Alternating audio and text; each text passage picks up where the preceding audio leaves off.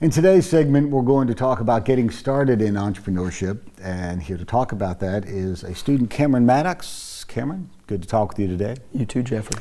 You are an accounting marketing major, correct? That's correct. Yeah, I majored in accounting and marketing for my bachelor's, and then I'm actually in graduate school for accounting right now. Okay, so what made you pick those two majors? Sure. So I actually started off on the completely other side of the spectrum in aerospace engineering when I first came to State. However, I realized I didn't like physics, but I still liked math. I knew I liked business, and I knew my dad and my brother were both accountants, so I went over and did accounting. And then about halfway through my accounting bachelor's, I decided to try and do a double major in marketing, just to kind of broaden my skill set. So you don't always see accounting and marketing together. It's almost left brain and right brain, right? Yeah, it's definitely an interesting combo. The big part of marketing that I kind of do is on the data science aspect. So things like, you wouldn't think that it would be that prevalent in marketing, but things like AI, machine learning, all those things are actually very heavily talked about and taught at Mississippi State's marketing program. And then you did a pivot or became interested in entrepreneurship. Now, did that happen after you got to school, or were you a kid that had a paper route and a lemonade stand and all those things? Not at all, not at all. When I first came to Mississippi State, the thing that I did in my off time primarily was play Xbox. That was about it.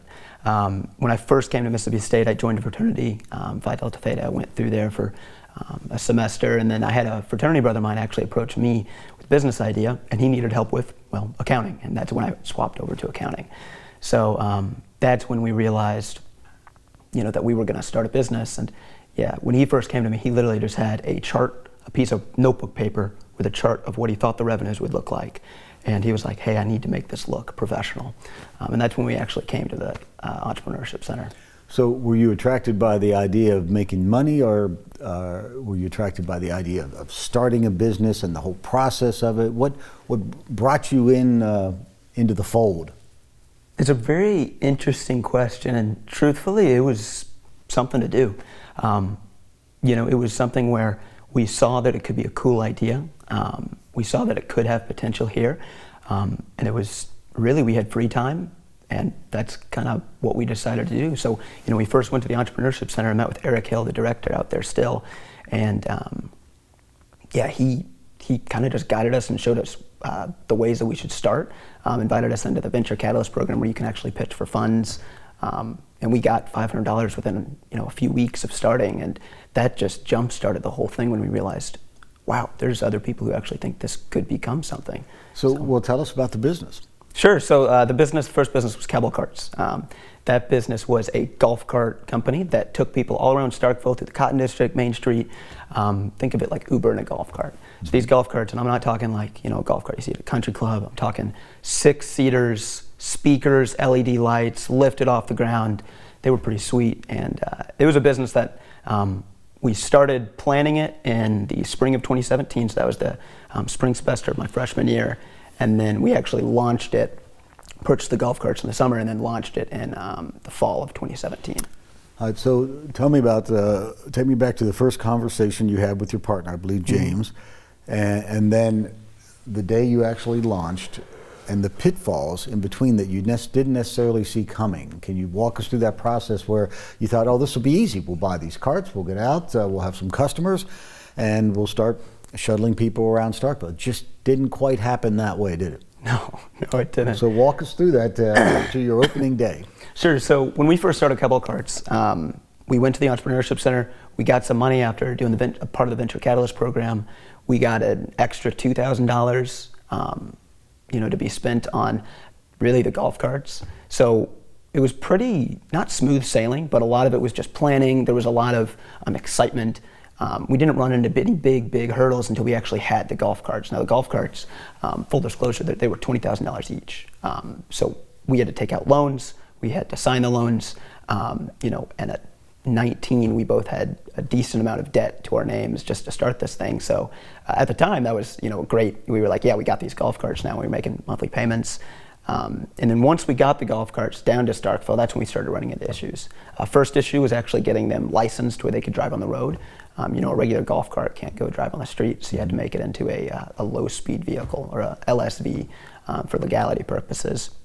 And then the other thing was we had an issue with Mississippi State where there was a company that was preventing us from actually running on the campus because they weren't allowing us. So we had to go talk to the police chief, the Starkville police chief, the Mississippi State police chief, and all these different things that it was pretty scary after you purchase, $40,000 worth of assets and some family loans, and then having the potential of not being able to run. But it was actually funny. You were the one that helped us with the company by just giving them a phone call, and the E-Center fixed that for us too. So you get up and running, so to speak. Tell us what your first customers were like.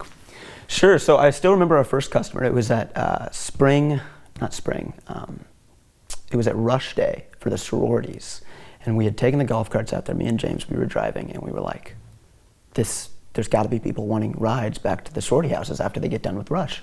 So, this middle-aged mom comes up to us, hands us, a load of cash and says, take us over there. Super busy. We still have those dollars to this day. We got tipped a ton. And that was great. And then after that, we started launching on the weekend. So we ran Thursday, Friday, and Saturday from 6 p.m. to 2 a.m. So really the night out crowd. And our first customers really were people that didn't have another means of transportation. Before we opened, Uber, Lyft, there really weren't any sources of how do you travel. Once we did launch, that's actually when Uber came to Starkville, unfortunately. But we still had loyal customers who would come and ride with us. They enjoyed the ride, they enjoyed the experience. And it was really just a business that people loved. And then it really exploded on game days, where we would run throughout the entire game. We could charge a little bit of a higher price because the demand was so much higher. And did you have to start hiring employees to help? Yes. So in the fall, we realized that it wasn't very feasible for us to drive the carts every single night, whether we would get burnt out or, honestly, just driving that much does get you a little bit fatigued. So we hired our first drivers in that fall semester, and that was a whole another level of problems because, when you go and ask for help for something like how do you start an LLC, that's really easy to get help with. But when you go and ask, how do I write an employee handbook, that's a lot more difficult to find help with. So that's something we had to do. We had to write an employee handbook. We had to get accounting help. We had to file the state with employment taxes and things like FICA, Social Security, all of those things. And it just, we learned so much throughout that time, but it also was just a lot to keep up with. So were you meeting or exceeding your financial projections? So a little funny story. Whenever you make financial projections about anything, you're probably going to be wrong, especially the first ones. Not probably, you're going to be wrong about the first ones, and you get better over time. But yeah, our first financial projection said we were going to be super rich after the first year, and that didn't happen. So our first fall semester, we actually exceeded our expectations. We were killing it. Game days helped us a ton, but once the spring hit, we realized that people don't like to ride golf carts when it's cold outside. And so January, February, that spring semester, we got shown that, the weather has a huge impact. Without the game days, that influx of cash, it was very difficult. So our financial projections weren't doing too hot at that point. And one of the, just a side note, was in the fall, we realized that the cold was going to be an issue. So we contracted out to build some doors for these golf carts, not like the, tarp that you put over a golf cart where you can drive on the golf course and, wind doesn't get in. We should have done that, but we tried to build these big metal doors for these golf carts, and we spent $1,200 of our profit from the fall, and they sucked. And it did not work at all. Complete failure, waste of cash, and it was a bad decision. So there's a lot of business lessons that just come from honestly failure. Well, and that's part of the entrepreneurial process, though, is to you're going to make mistakes, and the key is as long as you learn from them, then you can improve. Yeah. And then you guys made a strategic decision to expand to the beach, right? So that's when we moved down to Seaside in the summer of 2018, and that was less of a strategic decision and more of a we've got to move or else we're going to go bankrupt and be stuck with $15,000 of debt each. Okay, so why did you choose Seaside. Sure. So James had an aunt that lived down there in Watercolor. It's just a part of kind of the Seaside area, and he talked about how it might be a good area because there's bars, there's people that are going out. It's all within a close vicinity, and so we really went down there planning all of the smaller details in the early part of that spring semester. I think around February. And again, we realized that we had to move or else we were going to really just be in a tough situation without any cash. We'd have to go ask for more cash from family and friends, and that's never a comfortable situation. So we started getting the big things, whether it's hiring employees or figuring out where we're going to live, and just a variety of other issues. So the premise was to shuttle families back and forth from the beach with all their stuff. Was that the idea, or was this more, again, of the nighttime party crowd? So the beach idea was definitely a big, we thought that was going to be our bread and butter. Ended up not being the case. We still really did shuttle people from restaurants to their houses or from a bar to a restaurant. That was more of the scene that we saw down in Seaside. When we first went down there, James was actually on a study abroad trip over in, not Brazil. He was down in South America somewhere learning Spanish. So it was me, and I brought down a fraternity brother of mine to help me manage, and we realized that hiring people was going to be a challenge, especially, but by the way, when we went down to Seaside, we did not have 2 golf carts like we did at Starkville. We had 11. We worked with, so we had 11 golf carts down in Seaside. Did you lease these? So, kinda. We made a business deal with another company in Tuscaloosa. They actually don't exist anymore, and they loaned us these golf carts on a profit-sharing agreement. So, with that being said, hiring enough people to drive 2 golf carts, it's not too bad. You have 4 or 5 employees, but hiring enough people to drive 11 golf carts, that's much more difficult. So, were you able to do it? By the end of the summer, we had 40 employees. So when that first started, though, the way that we got our employees, we realized that hiring people down there was actually very difficult because we didn't know anybody in the area. And we called up some fraternity brothers, and pretty quick, we had about 11 fraternity brothers living with us.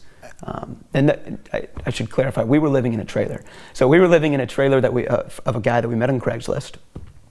because we can't afford. The story's taking a dark turn, but go ahead. This is not going to end well, I don't think. No, unfortunately it doesn't. But living down there is expensive. Yeah. Apartments don't do 3-month leases. Airbnbs are way too expensive near the beach. And so we had to take other sources, Craigslist being the main one. And so how many people were living in the trailer? So we had 4 people in the trailer. Now this is not like a nice trailer. This is like a 1970s. It's got wallpaper. The oven didn't work. It was bad. And then we had the other people, about 7 people living in his living room. Now in his living room. Now this guy, his name is Tim. I can't say the last names, but his name was Tim. To protect the innocent, of course, or the guilty. And Tim had been to Cuba. He had come back to America. And he was helping out other people as well. So we were living with some people who were from Cuba, who were working over there during the summer as well. Just some highlights, he had an iguana.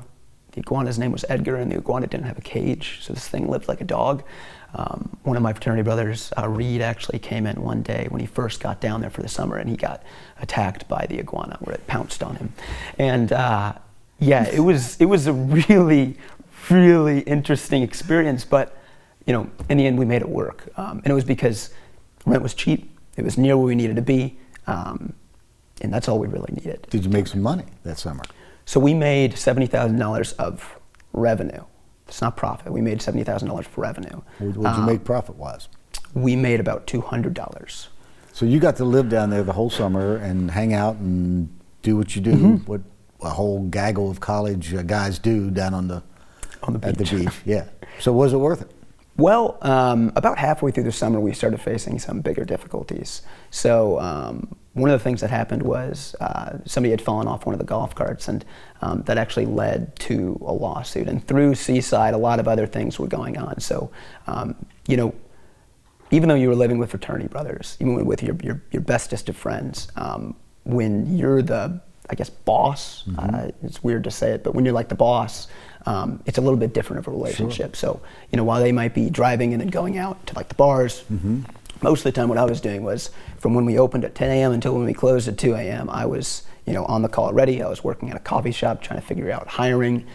There was a lot of stuff that was going on that was making it very difficult. Do you felt like the community of Seaside welcomed you, or was it neutral, or did they not want you there? So it was pretty half and half. The actual residents did not like it because, you've got these loud gas golf carts driving around and, in these private areas, and especially if you're driving around at 2 a.m., there were issues there. But people actually came down, again, they loved it. So anyone who was using the carts, who actually was using the service, they really liked the business. And you were staying busy. You justified having 11 carts down there. Yeah. So we were definitely staying busy and keeping those golf carts running. So, but it was the lawsuit that ultimately put you out of business?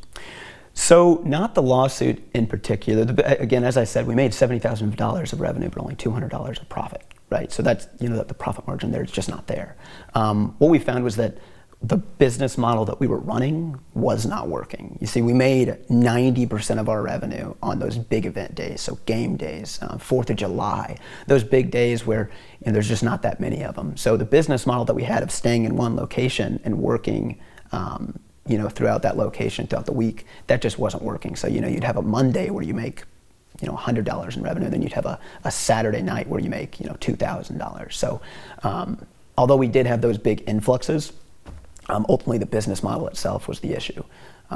That and just the different costs that came with running the carts were just enormous. All right, so you dissolved the company. The company actually filed its last tax return this year, and we've sold all of our assets. We don't own any bank accounts, nothing like that. We've finally paid off our debt.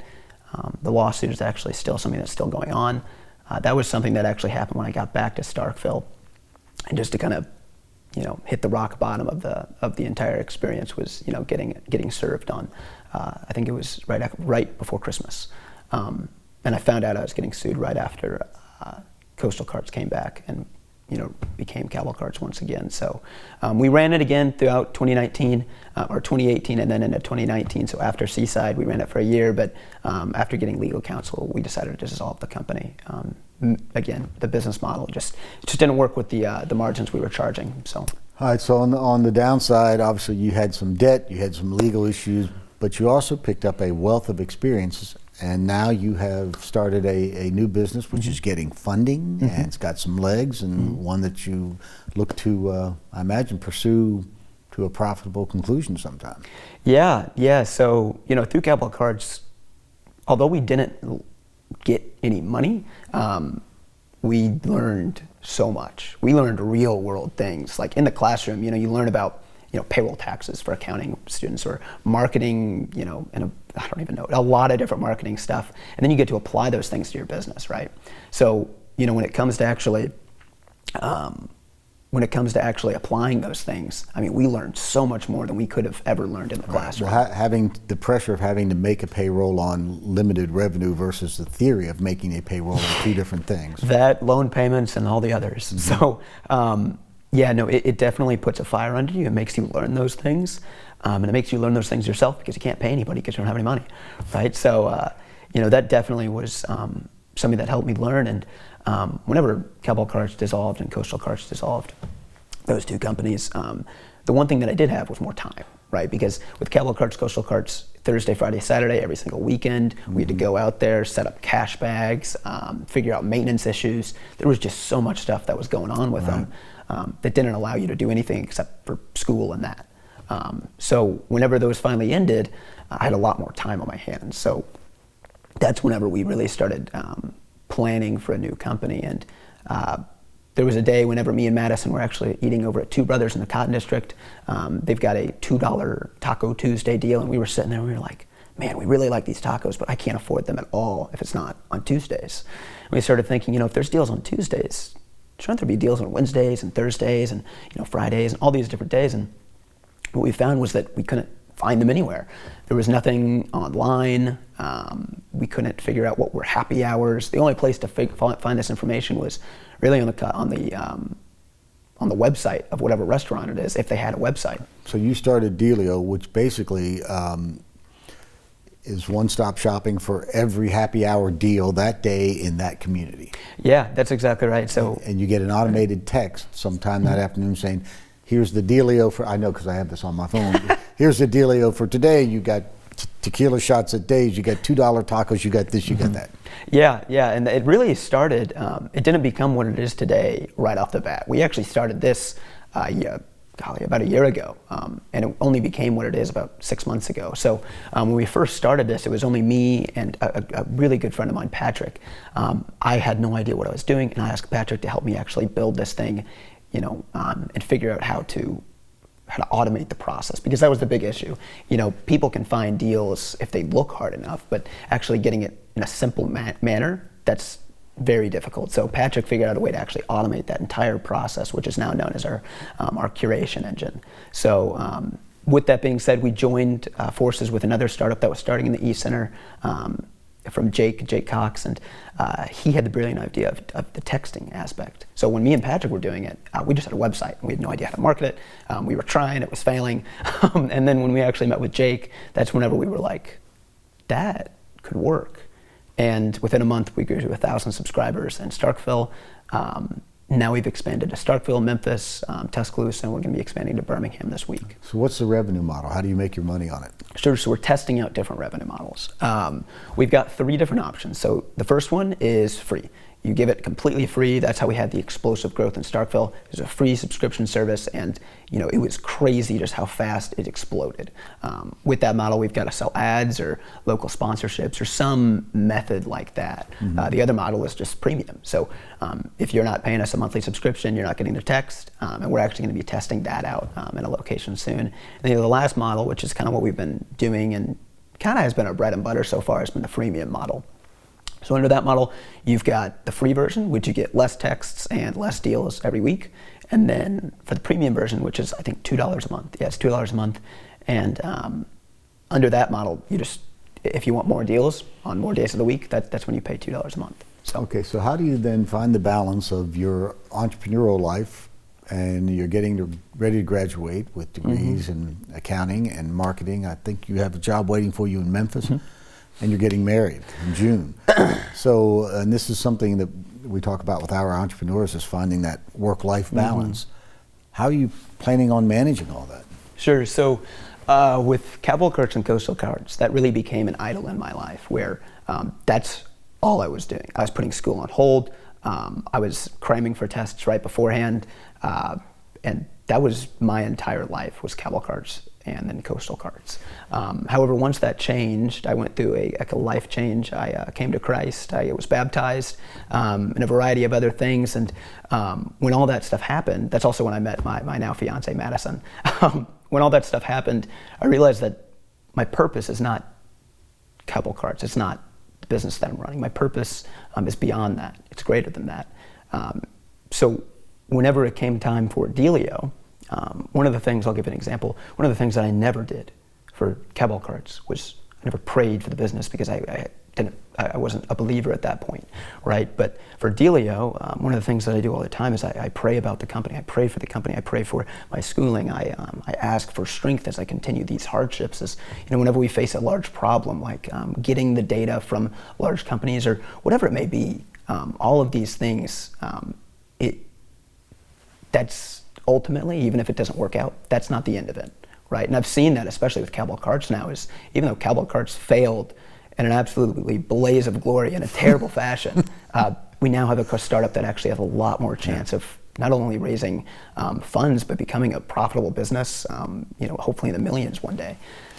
So when it comes to the work-life balance aspect, by not idolizing the company or school or anything like that, really we're, one of the things that our team is proud of is we don't have to go and work on this thing all night, every day, because we make time for other things, and that really just helps us focus on it more. So a little bit of a different answer, but we try to get down at 5 every day. Well, that's a good note to end on, and we thank you so much for sharing your story. And that'll do it for this segment on starting your own business and getting started in entrepreneurship. Thank you.